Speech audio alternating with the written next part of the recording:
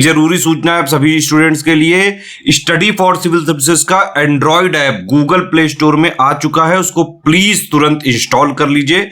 और अगर आप स्टडी फॉर सिविल सर्विसेज के सिर्फ ऐप से कोई भी कोर्स, कोई भी पीडीएफ परचेज करते हैं तो उसमें अप्लाई कूपन, अगर आप ज्ञान सर जो है आप उसमें अप्लाई करते हैं, ये कूपन कोड है, तो उसमें 20% फीस तुरंत माफ हो जाएगी, मतलब 20% डिस्काउंट तुरंत उसमें लग जाएगा। ज्ञान सर लिखना है, नॉर्मली ज्ञान सर स्मॉल लेटर में है सब कुछ, कोई स्पेस नहीं, कोई कॉलम नहीं, सिर्फ ज्ञान सर, GYANSIR। इस तरह से अगर कूपन कोड लगाते हैं आप ऐप में बाई करने से पहले, जो अप्लाई कूपन वाले में आता है, तो 20% का डिस्काउंट तुरंत मिलेगा। वीडियो देखिए।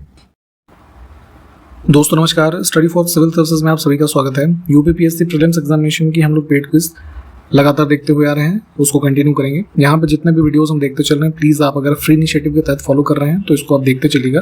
काफ़ी एक्सपेक्टेड क्वेश्चंस होते हैं, ठीक है, सीधे या फिर इनडायरेक्टली रूप से भी एग्जामिनेशन में मिलते हैं, ठीक है। तो स्टार्ट करेंगे आज का वीडियो आज के फर्स्ट क्वेश्चन के साथ। आपसे पूछा गया है बंगाल की खाड़ी और अरब सागर, ठीक है, इस एरिया सहित उत्तरी हिंद महासागर में विकसित होने वाले जो उष्णकटिबंधीय चक्रवात है ना, आते हैं, आप देखते हैं ना समय समय पे अलग अलग नाम जैसे दिए जाते हैं, तो इसके लिए कितने देश अधिकृत हैं, ठीक। तो वर्ष 2000 में वर्ल्ड मेट्रोलॉजिकल ऑर्गेनाइजेशन जो है उसके तहत ये एक प्रकार का एग्रीमेंट हुआ, तो उस समय जो है 8 ऐसे देश थे, है ना, और अभी 2018 में 5 और देश इसमें शामिल हुए हैं। तो अभी वर्तमान में 13 ऐसे देश हैं जो रोटेशन वाइज, है ना, इस जितने भी हमारे साइक्लोन्स होते हैं उसकी नेमिंग करते हैं, ठीक। तो इसमें सी ऑप्शन को चुनेंगे और यहाँ पे ये जो देशों के नाम लिखे हुए हैं आप इसको एक बार देख लीजिए। नेक्स्ट है उत्तर प्रदेश के निम्नलिखित मुख्यमंत्रियों को कालानुक्रम से लगाएं, ठीक है। तो देखिए इंडिपेंडेंस अगर हम देखें 1947 के बाद से, ठीक है, तो जैसे गोविंद वल्लभ पंत, ठीक है, ये 46 से जैसे 50 तक रहे, ठीक। उसके बाद 54 तक का एक दूसरा इनका टर्म हुआ, है ना। फिर उसके बाद सेकंड नंबर पे ये डॉक्टर संपूर्णानंद, ये बेसिकली यहाँ पे ये सब क्रम से ही लिखे हुए हैं, ठीक। तो इनका कार्यकाल 1957 तक था, 54 से। फिर चंद्रभानु गुप्त ये जो है 1962 तक थे, ठीक है। उसके बाद सुचेता कृपलानी ये भी CM बनी, ये जो है 67 तक। तो इसमें जो है ऑप्शन फर्स्ट को चुनेंगे हम, 1 2 3 4।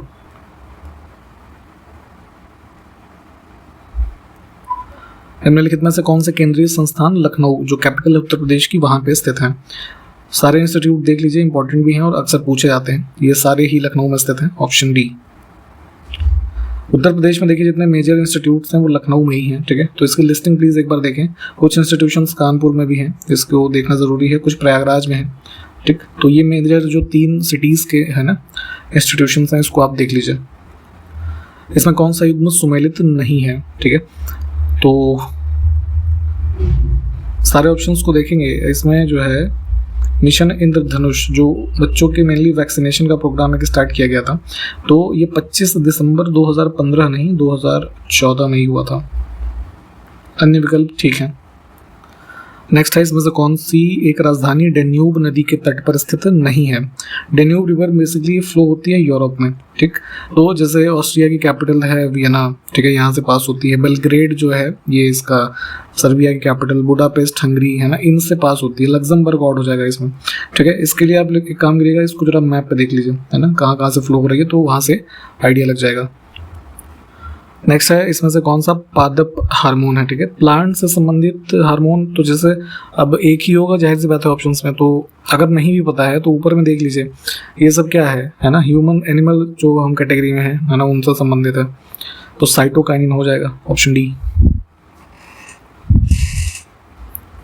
भारत की स्वतंत्रता के समय कितनी रियासतें आधिकारिक तौर पर मान्यता प्राप्त थी जिनको, ठीक है, क्योंकि यहीं पे देखिए कई सारे सोर्सेज में आप देखेंगे तो ये इन्फॉर्मेशन अलग अलग मिलती है, ठीक। तो ऑफिशियली जो डेटा है वो 565 है ना, जो मतलब रीजनल जो रियासतें थी, है ना। तो इनके यूनिफिकेशन का काम आप जैसे अगर हिस्ट्री आपने पढ़ी है तो पता होगा कि सरदार वल्लभ भाई पटेल जी की, है ना, एक तरीके से निगरानी में सारी चीज़ें हुई। तो ऑप्शन सी। इसमें से कौन सी टेक्टोनिक प्लेट एशियाई और प्रशांत प्लेट के बीच स्थित है, ठीक है। तो प्लेट टेक्टोनिक थ्योरी के बारे में पढ़िएगा, है ना, जो मेजर हमारी 7 और माइनर प्लेट्स हैं इन सब के बारे में भी। तो जो है अब अगर हम बात करें यहाँ पे तो एशियन और पैसिफिक के बीच में जो है हमारी फिलीपींस प्लेट, है ना, ऑप्शन डी। कुछ स्टेटमेंट हमारे पास है, उसमें से कौन सा सही नहीं है देखते हैं। मस्तिष्क का सबसे बड़ा भाग होता है हमारा सेरेब्रम, है ना।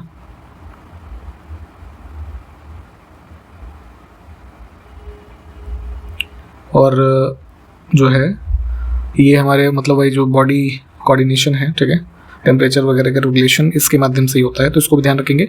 अन्य विकल्प जो है वो ठीक है।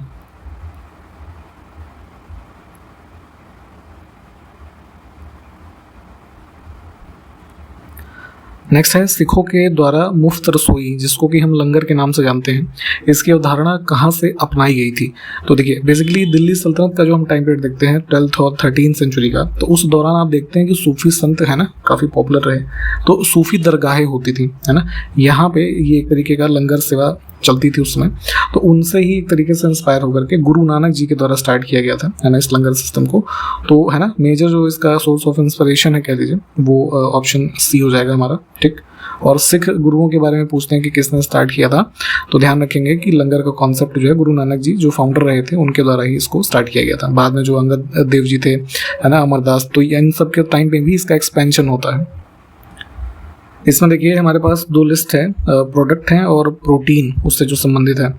तो यहाँ पे बेसिकली जैसे ऑप्शंस में ए, बी, सी और डी, इस हिसाब से नीचे नीचे देखिएगा वैसे मैच करना है, तो डी ऑप्शन जो है इसमें करेक्ट होगा।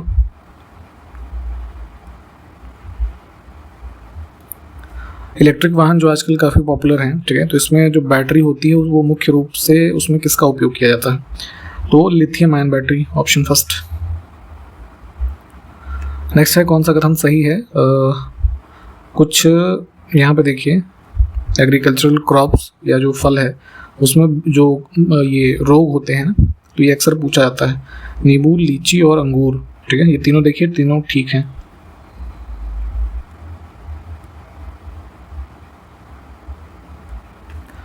नेक्स्ट फिर से है कौन सा युग्म सुमेलित है। बहुत ध्यान से देखा अगर ये सही पूछा गया है या गलत, है ना। तो यहाँ पे कुछ जैसे हमारे पौधे के भाग, है ना, जो उदाहरण होते हैं जैसे गाजर, मूली, चुकंदर, शलजम, ये सब क्या है, जड़ होते हैं, ठीक है। तने के एग्जाम्पल्स यहाँ पे ये सब आलू, अरबी वगैरह। शल्ककंद यानी कि जो बल्ब एक पार्ट होता है ना पौधे का, तो प्याज और लहसुन ये इसके एग्जाम्पल हैं, तो सारे इसमें भी ठीक हैं। थोड़ा एक बार ना प्लांट के वो देख लीजिएगा सर्च करके कि जो है कौन कौन से पार्ट होते हैं कहाँ कहाँ पे, तो ये फसलें उसी भी हिसाब से लगती हैं, इसको भी आप समझ जाएंगे। नेक्स्ट देखिए राष्ट्रीय आपदा प्रबंधन प्राधिकरण का पदेन अध्यक्ष, नेशनल डिजास्टर मैनेजमेंट एक्ट एक बना था 2005 में, ठीक, तो उसी में राष्ट्रीय आपदा प्रबंधन राज्य और जिला स्तर पे भी, ठीक है, ये अथॉरिटीज़ एक तरीके से वर्क करती हैं। तो केंद्र में प्रधानमंत्री इसके अध्यक्ष होते हैं, ठीक है, और राज्यों में जो स्टेट डिजास्टर मैनेजमेंट अथॉरिटी है उसके जो चेयरमैन होते हैं, एक्स ऑफिशियो चेयरमैन, उस पर्टिकुलर राज्य के चीफ मिनिस्टर, और जिला लेवल पे जो डिस्ट्रिक्ट मजिस्ट्रेट होते हैं वो होते हैं। नेक्स्ट है कौन सा एक कर्नाटक, केरल एवं तमिलनाडु राज्यों के मिलन स्थल पर स्थित है। पहले भी शायद हमने बताया था कि जो ये ट्राई जंक्चर बनता है ऐसे तीनों स्टेट के बीच, है ना, तो नीलगिरी हिल्स, मैप एक बार देखिए, इसमें से कौन सा महाराष्ट्र में स्थित नहीं है। मांडव हिल्स की लोकेशन जो है मध्य प्रदेश, है ना, ये ऑड हो जाएगा। नेक्स्ट है इस युग में जो दिए हुए हैं कौन सा सुमेलित नहीं है। कुछ पासेस हैं, माउंटेनियस पासेस, इसको मैप पे लोकेट करना है, ठीक है। तो देखेंगे क्या कि हमारे वेस्टर्न इंडिया में जो ये महाराष्ट्र, गोवा वगैरह का रीजन है, यहाँ पे जो पासेस हैं उसको घाट कहते हैं, ठीक है। और जो इतने भी हमारे नॉर्दर्न इंडिया के हिमालय वाले रीजन में है उसमें देखेंगे कि ला लगा होता है लास्ट में, है ना, तो ये थोड़ा इससे आइडेंटिफाई हो जाता है। जैसे जो जिला है ना, नाथुला, एक बोमडीला, तो यहीं से पता चल गया कि ये जो भोर घाट है ना, हिमाचल प्रदेश नहीं महाराष्ट्र में है। ये बेसिकली पुणे और मुंबई, है ना, एक तरीके से इनको जोड़ने का काम करता है। भारत की निम्नलिखित मिट्टियों में से कौन सी बेसाल्ट लावा के अपक्षय के कारण निर्मित हुई है। बेसाल्टिक लावा, है ना, ये पहले भी हमने देखा है कि जो ये दक्कन प्लेटू का रीजन है, ठीक है, यहाँ पे जो हमारी ब्लैक सॉइल है, ठीक, जिसको हम रेगुर भी कहते हैं, है ना, कॉटन के लिए, प्रोडक्शन के लिए काफ़ी सूटेबल होती है ना, तो यही जो है इसी की फॉर्मेशन की जो डिटेल है ये लिखी है। नेक्स्ट है कौन सा सही सुमेलित नहीं है। कुछ रेवोल्यूशंस हैं और किस चीज़ से संबंधित है। गोल्डन रेवोल्यूशन, है ना, हॉर्टिकल्चर, ब्लू रेवोल्यूशन जो है ना फिश के प्रोडक्शन से जो है संबंधित है, ये गलत है। कौन सी भाषा हमारे संविधान की 8वीं अनुसूची में सम्मिलित नहीं है? 22 लैंग्वेजेस हैं, हमने पहले भी बताया हुआ है। और इसकी लिस्ट एक बार देखिएगा, इसमें राजस्थानी इन ऑप्शंस के हिसाब से नहीं है। किस फ्रांसीसी यात्री ने काशी यानी कि जो वाराणसी है बनारस, इसको भारत का एथेंस कहा था? ठीक, तो ये जो है ये जीन बैप्टिस्ट ट्रेवरनियर। ठीक, ऑप्शन डी। ये बेसिकली कई बार है ना भारत में 17वीं सेंचुरी के आसपास देखेंगे इसका विजिट रहा, और जो है अपने एक्सपेंसेस पर भी खुद ये कई बार आया। नेक्स्ट है ब्रिटिश काल के देखिए कुछ कोड यानी कि जो लेजिस्लेशन रहे और उसके लागू होने का वर्ष। Code of civil procedure, Indian penal code. हालांकि करंट अफेयर्स के हिसाब से देखेंगे, जैसे अभी IPC, CRPC ये सब है ना, इसको जैसे भारतीय दंड संहिता, भारतीय न्याय संहिता के रूप में है ना रिप्लेस भी किया गया है पार्लियामेंट के द्वारा, तो उसको भी आपको करंट अफेयर्स में पढ़ना है। फिलहाल ये अब हिस्टोरिकल पर्सपेक्टिव से चीज़ें पूछी जा सकती हैं, तो इनके ईयर भी ध्यान रखेंगे। तो इसको जो है सी ऑप्शन के हिसाब से मैच करिए।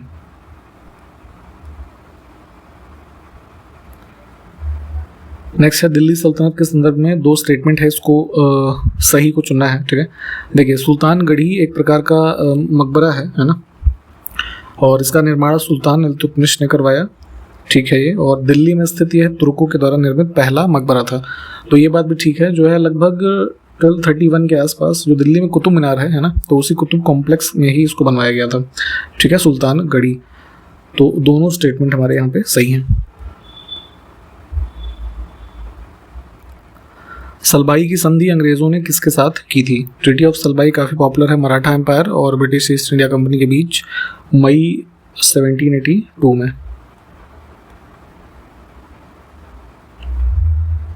नेक्स्ट है किस अधिनियम में प्रतियोगी परीक्षा के आधार पर भारतीय सिविल सेवा भर्ती का प्रावधान किया गया? तो ब्रिटिश काल में देखेंगे इंडियन सिविल सर्विसेज ICS का एग्जामिनेशन स्टार्ट हुआ चार्टर एक्ट 1853 के माध्यम से। ठीक है, पहली बार, ऑप्शन सी।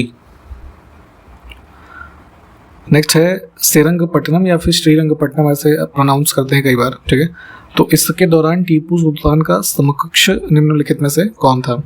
जो है इसमें ट्रीटी ऑफ श्रीरंगपट्टनम आप पढ़ेंगे 1792 है ना, तो लॉर्ड कॉर्नवालिस और टीपू सुल्तान।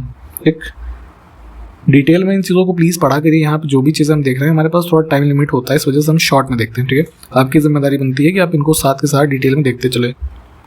चाहे तो आप हमारा पेड ग्रुप भी ज्वाइन कर सकते हैं, अभी भी हमारे ग्रुप लगातार चल रहे हैं। अपनी पूरी तैयारी को है ना स्टडी करने के लिए हमारे पेड ग्रुप से जुड़िए, और टेस्ट सीरीज या फिर पेड क्विजेस है ना जो ये हम देख रहे हैं, इसमें लगभग हमने 10,000 से ज़्यादा क्वेश्चन करवा दिए हुए हैं। ठीक, तो आप जो है इन चीज़ों का फ़ायदा ले सकते हैं। कॉन्टैक्ट डिटेल जिस पर एडमिशन की जानकारी मिलेगी वो इस वीडियो के डिस्क्रिप्शन बॉक्स में दी हुई है। नेक्स्ट है निम्नलिखित में से किस गवर्नर जनरल ने रेलवे और टेलीग्राफ सिस्टम की सेवाएं शुरू की भारत में? तो जो है 1850 के आसपास देखेंगे है ना, तो इसी कार्यकाल में ये चीज़ें जो टेलीग्राफ सिस्टम और रेलवेज मेनली है ना 1853 ये चीज़ें भारत में स्टार्ट होती हैं।